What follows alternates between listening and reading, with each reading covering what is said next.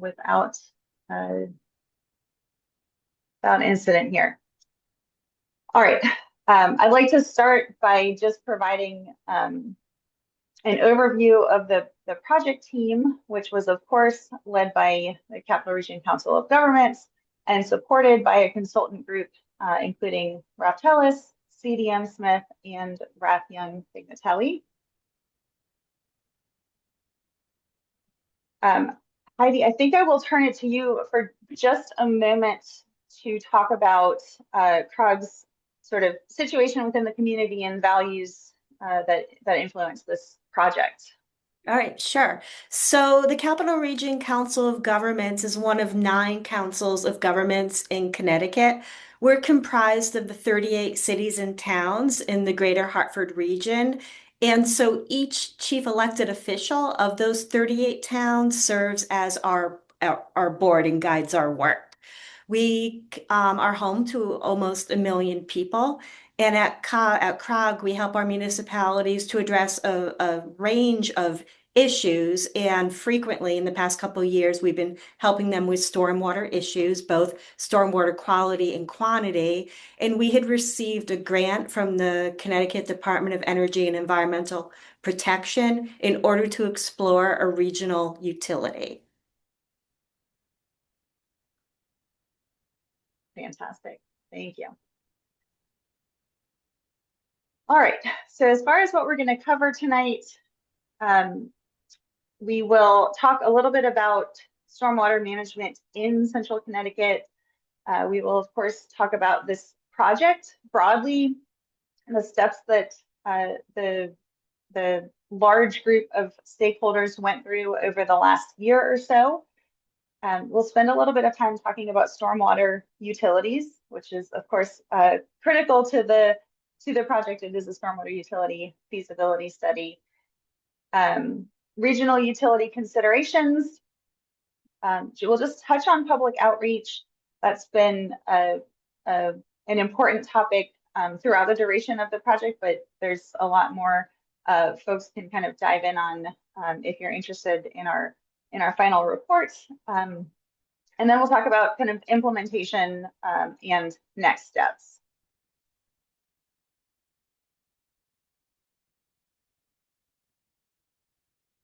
So let's begin with how communities currently manage stormwater. And our focus here is kind of twofold: water quantity and water quality. Managing water quantity involves investing in infrastructure to protect communities from flooding, especially as we start seeing and planning for more frequent and intense storms. For example, the really severe thunderstorms that happened in the July 2023 timeframe, causing flooding so bad it hit the news. So folks probably remember this, even though it was now a couple of years ago. Across the nation, folks are seeing changes in weather patterns, including more frequent and intense storms, which many systems were not designed to handle. So that kind of managing the water quantity aspect is important from a public safety perspective. Managing water quality means taking steps to keep our water bodies like the Connecticut River clean through things like street sweeping and cleaning catch basins and other actions that can keep trash and debris out of the waterways. Many communities, including those in the Capital Region, have federally driven requirements associated with water quality as well.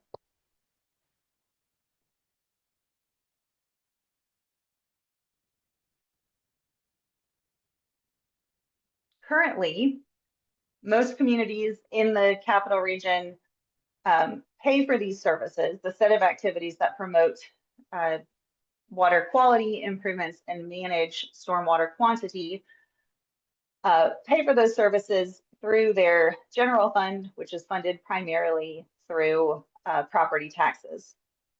because taxes are based on property values, tax exempt properties do not contribute to stormwater funding under this construct, even though, of course, those properties generate runoff and kind of utilize those services as much as any other. That this current funding framework also means that stormwater management could be competing against other general government functions for funding in any given year, which can create challenges making sufficient investments year over year and kind of planning ahead for when and how to make those investments.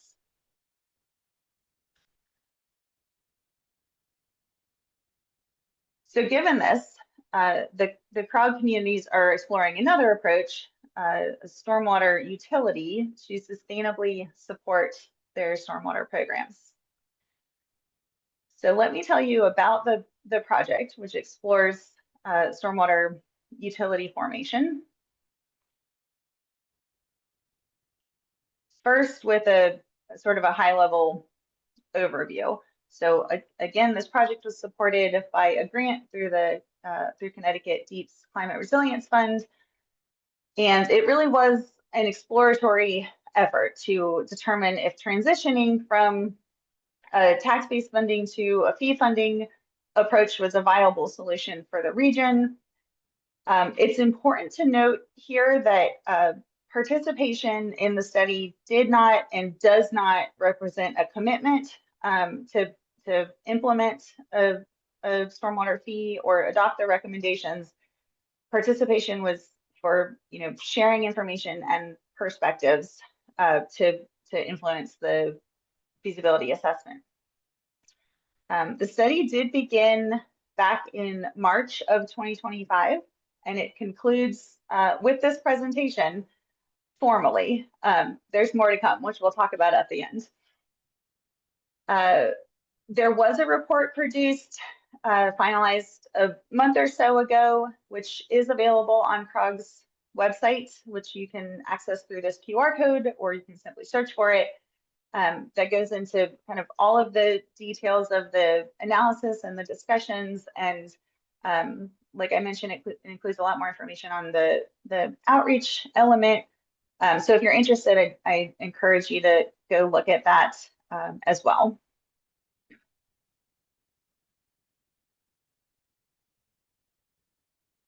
All right, so why did we do this project in the first place? I think Matt and Heidi both kind of set it up well with CROG's position within the community, but ultimately we're exploring how making the switch from a tax funding approach to a fee funding approach and collaborating across communities within the region may benefit residents of the municipalities and the region overall.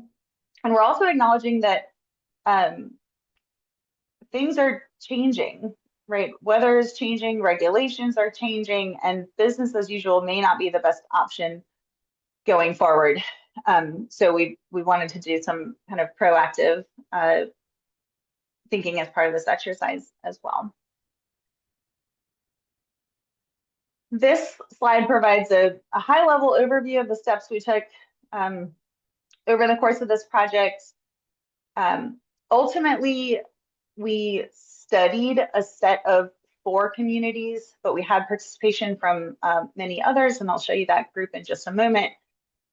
For the study communities, we took a really deep dive on the existing stormwater programs and requirements and level of service that they're currently providing, and worked through whether there were opportunities to share resources or find economies of scale or invest more substantially in the stormwater system if needed. We did a preliminary financial analysis to look at potential fee structures in the study community. And as I mentioned, the project did include a good amount of public engagement and ultimately resulted in an implementation plan. So we'll kind of look at that at the end of this session here. All of those steps will be discussed this evening, and all of that is, of course, captured in the report that I mentioned.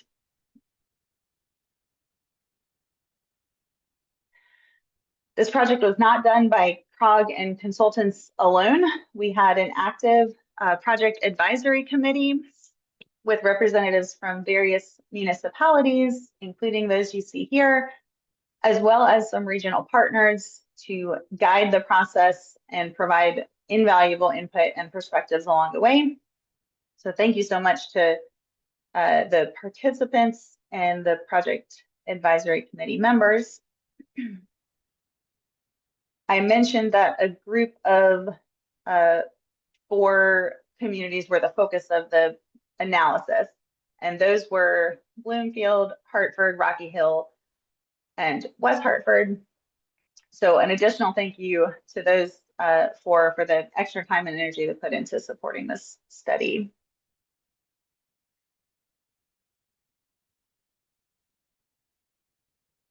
All right. So I've said a few times now that one of the key things in the study was evaluating a potential opportunity to move from a tax-based funding approach to a fee funding approach for stormwater programs. So I want to provide a little more background on what that means and what that would look like. A stormwater utility, much like water, sewer, electric, gas, and other utilities, is set up in a way that users are charged based on their use of the service. And a shorthand way to say that is demand-based utility billing. Unlike those other utilities, though, there is no meter for stormwater runoff. Rather, the kind of standard approach is to use a property's impervious surface area, that is hard surface area, as a proxy for use of the system. So where stormwater, rain, and snow, when it hits the ground, it cannot infiltrate into the ground, and it instead sort of runs off the property and enters municipal stormwater infrastructure like drainage pipes and culverts. That places a demand on the system and on the municipality to then manage that stormwater and keep that infrastructure in good working order. So under a fee system, every property within a service area gets billed according to its use, using that impervious area as a proxy.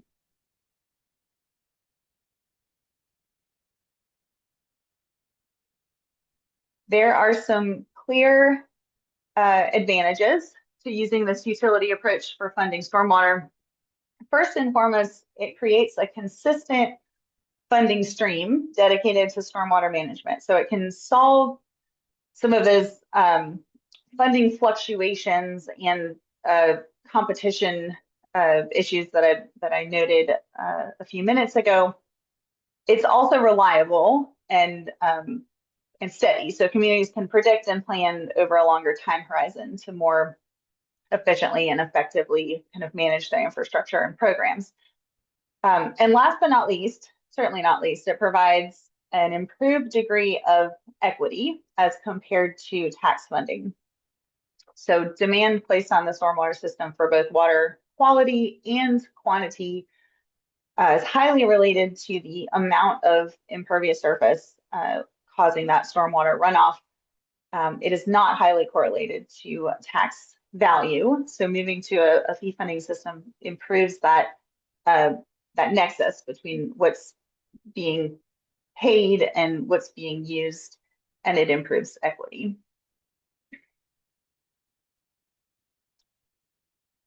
There are many stormwater utilities across the country, over 2,100 at last count and more every day. Stormwater utilities are becoming more common in New England. There have historically been fewer in the New England region, but they are becoming more common. Boston Water and Sewer Commission implemented a stormwater charge last year, and Connecticut now has 2 existing utilities, New London and New Britain.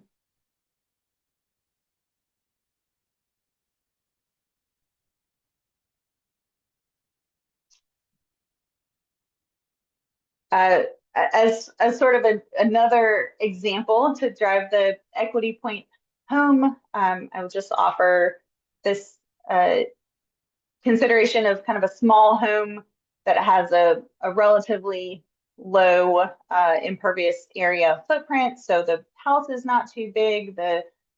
There's a simple kind of sidewalk, big yard, but it looks like it has a pretty high tax value.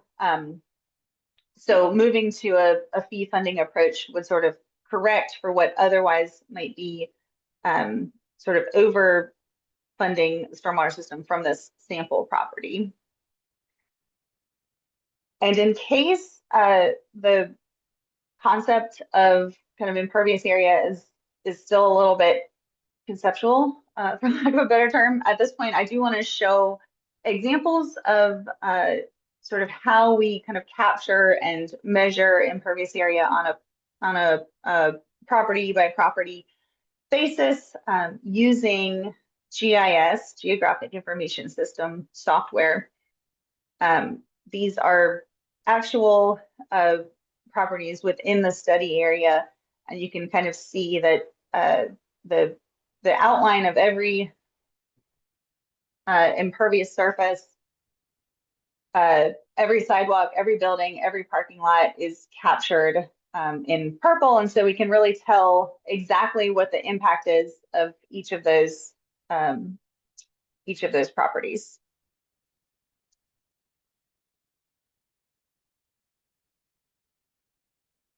One important thing that makes a fee different from a tax is that property owners can do something to reduce their fees. So folks have kind of individual control over the demand that they're placing on the system.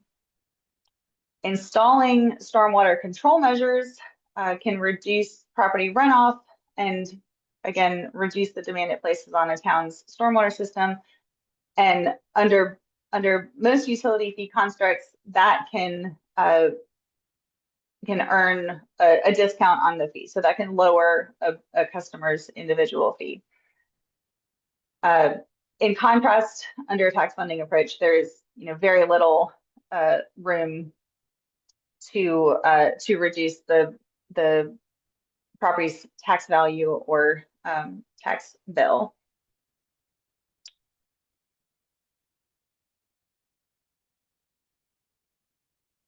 All right, so that's sort of an overview of the stormwater utility concept.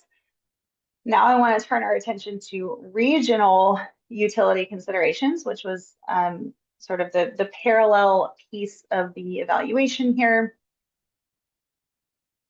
So the CROG communities are exploring a regional stormwater utility. And to do that, we looked at a range of regional service delivery models. I kind of like this graphic because it shows, I think, the variation from sort of entirely separate programs to a centralized entity. And we were able to kind of talk about and look at some points along this spectrum with the advisory committee. So on the left here, we have kind of entirely separate local utilities, which can operate independently, but they also have an opportunity to kind of pick and choose opportunities to work together how and when it makes sense to do so. A step to the right is maybe a more formal collaborative relationship with separate utilities, but a governance structure that includes interlocal agreements that can offer opportunities to kind of work together consistently and collectively over the longer term. Those might include topics like collaborating on administration and billing or other elements of the program. And I have some examples of those in just a bit.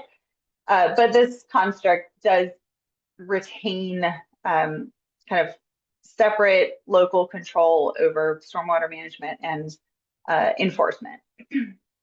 And then finally, to the right here, we have a centralized regional authority serving as a distinct legal entity, overseeing operations and maintenance across multiple municipalities, collecting fees directly to manage regional infrastructure. This is the model that we saw elsewhere in the country. We have a couple of good examples of this type of model, and sort of in between the shared services and interlocal agreements and an entirely centralized entity is an opportunity to leverage existing centralized entities like CROG to serve as a sort of focal point, central body that can serve in the regional role, but allow still for that sense of local control and local collaboration. I think I probably covered all of these points on the last slide, but just for sort of a side-by-side comparison of a strictly interlocal agreement model versus a regional entity model, the governance structure would certainly differ. Interlocal agreements would allow for collaboration in specific areas versus a sort of centralized provision of services in a regional entity. Interlocal agreements would allow municipalities to retain control over local stormwater management, and also rely on that on those local entities for enforcement and that side of things. A regional entity on the other side would kind of control both the programs and their enforcement. So much more centralized in that kind of extreme right side of the spectrum. Within CROG's studied communities and through discussions with the advisory committee, we did identify a set of potential areas for regional collaboration, especially if paired with a stormwater utility funding approach. So the first of those is joint billing and administration of stormwater user fees. So things like tracking impervious area, creating bills, handling customer service, all of that could be done in a collaborative way to reduce the sort of additional staffing needs and so on that might be associated with that. Second, we have sort of regulatory compliance tasks. I mentioned the regulations that the communities have to follow related to water quality. That includes things like training municipal staff and monitoring for unlawful discharges into the stormwater system, and conducting public education, and a number of things that can really be pretty effectively done across jurisdictions or collaboratively in a way to kind of amplify the message, especially on the outreach front. Mapping the stormwater system and street sweeping and catch basin cleaning are other activities that kind of happen across communities, and there could certainly be economies of scale there. And then finally, I'm sorry to jump around a little bit, but equipment sharing is another opportunity, and I think it poses a little bit more of a logistical challenge, but it was identified as by the group as an opportunity, especially where multiple jurisdictions kind of have similar equipment that's not used all day, every day. And so if they're, with the right kind of arrangement, there could be some room for savings there. So those are all sort of great opportunities that the group identified. for regional collaboration under a framework that could work for the group, which we'll talk about more in a minute, but feels more sort of like the middle of the spectrum. So collaboration through interlocal agreements and with a regional partner. I want to just spend one slide talking about public outreach, though it was an important part of this project. In addition to the engagement we had with the advisory committee, there were 3 main outreach events or activities. The first was a community survey that was made public in August of last year. That survey was kind of promoted and shared by CRCOG and by the members of the advisory committee. The goal was to get as much input from the residents and members of the community as possible. And it covered things like stormwater system and program understanding and awareness and funding and regional collaboration and concerns and opportunities. And it gathered a lot of great input from respondents. There was also a booth set up at Rocky Hill Fall Fest, and we've got a great photo here of Sonia from CRCOG at the booth with some graphics about stormwater runoff and some information about the project itself. There were a number of good sort of conversations that happened at that table. CRCOG staff also invited folks to fill out these little comment cards that you can also see on the slide here to offer any other thoughts or ask for any other additional information. So that was a great in-person event. And then there was another virtual public meeting similar to this, but sort of mid-project in that following week in October. And we had a small but engaged group. And so that was a good session as well. And then not on this slide, of course, this is the final public meeting to wrap up the project and sort of communicate the results and recommendations. All right. So now we kind of get into the meat of the feasibility analysis and implementation. And I will, I'll start by saying that the framework we used to conduct this feasibility analysis was the Stapley framework, developed and used by FEMA. And you can see sort of the highlights of it here. So what we did sort of as an advisory committee group was compile all of the input and thoughts and observations from the public, from individual kind of program interviews, and from all of the advisory group discussions into each of these categories: social, technical, administrative, political, legal, economic, and environment. And we worked through them as a group. We worked through the opportunities, we worked through the considerations, potential drawbacks, so that we could sort of come to a final conclusion and set of recommendations related to feasibility. I do have a number of slides that kind of walk through these, and I will probably sort of pick and choose the things to highlight here as we go through.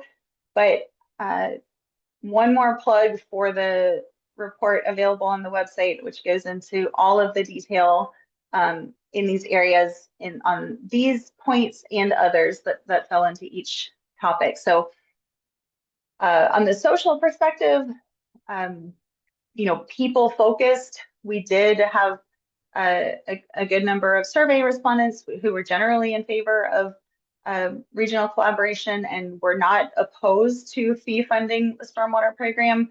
That survey is, of course, folks sort of self-select into it, and there was more participation from one community than others, but it was still, a good sort of insight into a public perspective. I already mentioned the fee credit program, which is certainly a sort of social construct to help folks learn about stormwater and to help folks kind of manage their stormwater runoff and their fee through that fee credit program. Consideration-wise, it's just worth pointing out that flooding is felt locally, even if it's the result of a regional set of issues. So that makes the communication sometimes challenging. On the technical side, I mentioned a number of ways to kind of share expertise and achieve some economies of scale. Some of that is in technical resources and technical activities that have to happen across the jurisdictions. One sort of consideration on that front is that Hartford has a system that is partly combined, and so they don't have the same kind of exact construct and requirements as some of the other communities. They also have a different sort of governance structure for operation of the drainage system, which can make sort of an across the board technical approach a little bit more challenging. I don't know if it's just me, but I'm still seeing the social slide, just FYI. You are, sorry about that. I think I touched on these, but I appreciate that, Sonia. On the administrative front, MS4 is the shorthand for the water quality related permit I was talking about earlier, and the requirements associated with that. The COGs across the state, including the Capital Region COG, are working toward sort of facilitating improved coordination in that area. And so a lot of that is to do with training and reporting and doing some things that can really be sort of streamlined and shared community to community. So there's certainly a potential there. On the flip side, many communities feel like they're at capacity staffing wise. Folks don't feel like they have room to take on sort of new projects or changed roles. So it's an important kind of consideration as you think through potential future changes.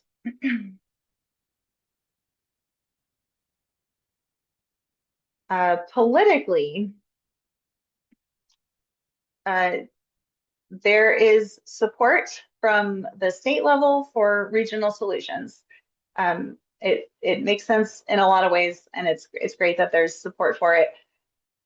For smaller communities in more rural areas, there's also a great potential to kind of share resources and technical resources, especially to reduce their impact in the watershed as well. Considerations on the political side, excuse me, concerns about loss of local control. I think that was the big thing that we heard from the very outset of the project. And it's still a consideration, even at this stage. So just an important consideration there.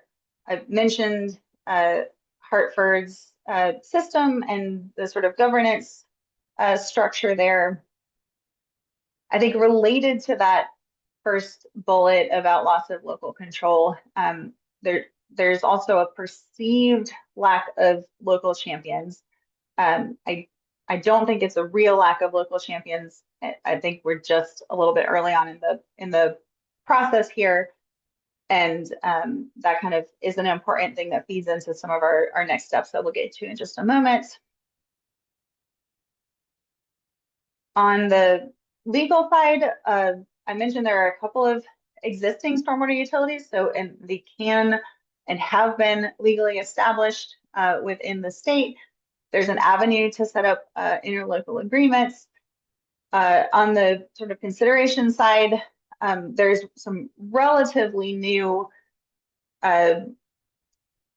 legislation at the state level related to resiliency districts, and so it's not yet quite clear how that concept might interact with stormwater utilities. So certainly something to be keeping in mind as we move forward. On the economic front, we've certainly covered kind of the stormwater utility framework and the economic benefits associated with that, and some of the sort of cost saving opportunities. The key consideration here, I think, is this second bullet, that currently the funding for stormwater programs among the CROG communities is highly variable between the programs. So it's again another thing to consider as we talk about sort of regional collaboration. We have to acknowledge varying levels of service and varying levels of investment. And then last but not least, environmental. Clearly, watersheds don't respect political boundaries. That's how we have kind of a regional stormwater management concern. We've mentioned Hartford's sort of specific characteristics, but there are opportunities to collaborate, and for Hartford in particular to see improvements based on neighboring community actions as well. And then on the consideration side, changes in weather patterns are exacerbating flooding issues. I've said that a couple of times now, but it is true. So additional investment is needed kind of across the board to help manage and mitigate the impacts and promote public safety across the board. So that's, again, just kind of a snapshot of the opportunities and considerations that the group captured within each of these areas.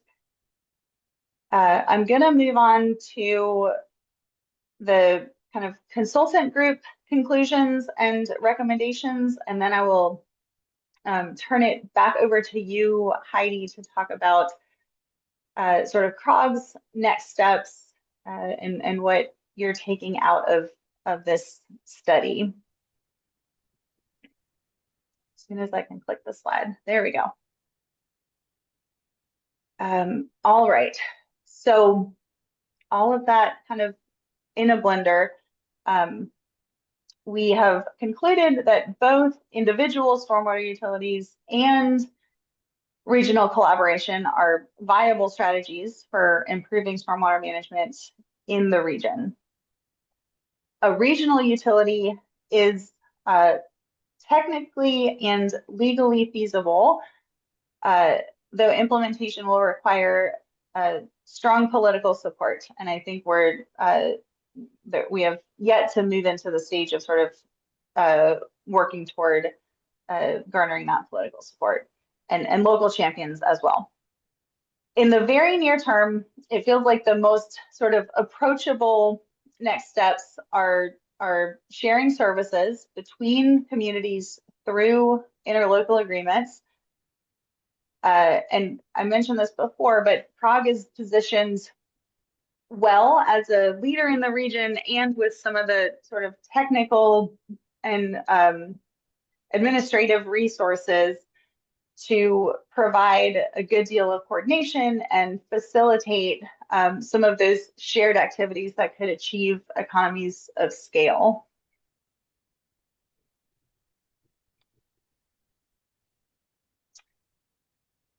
We also recommend for the longer term establishing a permanent stormwater working group and engaging elected officials to kind of keep the topic of stormwater management and regional collaboration front and center, keep up momentum, and continue to prepare communities for a future utility implementation. So we're not coming out of this project. It doesn't feel like communities are ready just yet to implement stormwater utilities either separately or together, but it still feels like a good thing to be working toward. So there are certainly some steps that can be taken to kind of continue to discuss and promote that concept in the region. And then kind of importantly, I mentioned that there's just a handful of communities that were studied through this process and a larger group that was part of the advisory committee.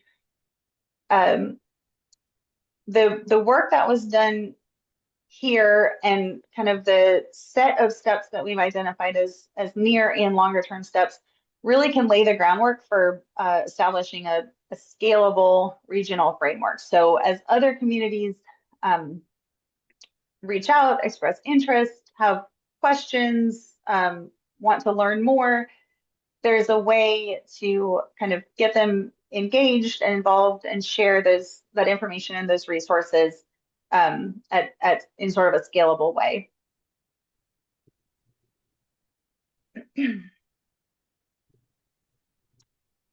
And I think that brings us to the next steps for CROG. And so Heidi, I will turn it over to you to talk about that. All right, thank you, Jennifer. I want to preface our next steps with the fact that this will evolve. We are going to be having further conversations with the DPW directors and engineers in our region and also the chief elected officials. But here's what we're thinking. One thing that we noticed throughout these efforts is there are different levels of understanding about what a stormwater utility is. So one of our initial steps will be to provide educational materials and go out and talk to our communities. So all of our communities are on the same baseline in terms of understanding what a stormwater utility is. We expect to have continued discussions about various ways of cooperation and are thinking about possibly creating a stormwater committee comprised of our municipal officials that are dealing with stormwater. I firmly believe that Connecticut is behind when it comes to stormwater utilities and that our current way of funding is not sustainable. So I can say at CROG, we will continue to be a champion for the concept of a regional or local utilities. We want to provide support to communities that might want to go it alone and create a utility. And we want to have continued conversations about a possible regional approach. Also, bigger picture, we are working with all 9 other COGs to figure out what additional support communities need in meeting their stormwater requirements called the MS4, as Jennifer had mentioned. So we expect to have a lot more conversations with our towns about what type of support that they need. And I want to turn it over to Matt to also say a few words about what he sees as our next steps. Yeah, thank you, Heidi. I believe you covered it well. I would say that we identified stormwater management as one of CROG's strategic priorities a few years ago, just noting the impact that this issue was increasingly having on our region. And I know from my prior experience working as a town manager, how challenging it can be to finance the infrastructure that's needed to address the problem. And for those reasons, that led us to thinking about a regional approach here. So we're going to take this in an iterative fashion, as Heidi just explained. We're going to have more conversations with our various committees. We want to engage both municipal staff as well as our elected officials. If there are a couple of towns that would like to move forward to the next step, we are certainly ready and willing to assist them with that effort. At a minimum, however, I could see us establishing a stormwater working group or working committee, as was described a little while ago, that could serve a variety of purposes, as Heidi explained, exchanging best practices, looking at collaborative purchasing, cooperative purchasing. So this really is going to be, I think, a long-term effort on our part. And we'll also be able to incorporate some related disciplines, I think, over time, such as floodplain management. But I think we've made some really good progress over the past year or so. Really want to thank the members of our committee as well as our staff and consulting team.